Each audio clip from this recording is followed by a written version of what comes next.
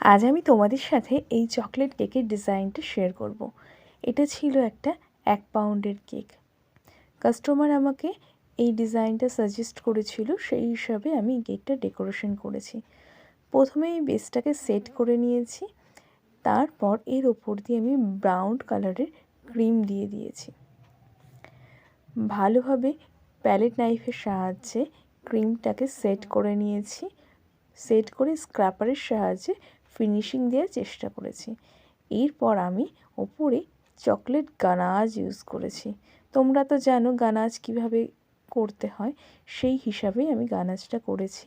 আর palette নাইফের সাহায্যে খুব সুন্দরভাবে এটাকে ওপরে ভালোভাবে সেট করে নিয়েছি, যাতে ফিনিশিংটা খুব সুন্দর হয়। আমি বেসের ওপরে চকলেট গানাজ প্যালেট নাইফের সাহায্যে ঠিক এমনভাবেই সেট করি।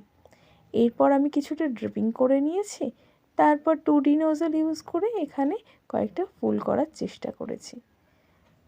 এই ফুলগুলো খুব সহজেই করা যায়, তোমরা চাইলে তোমরাও করতে পারো।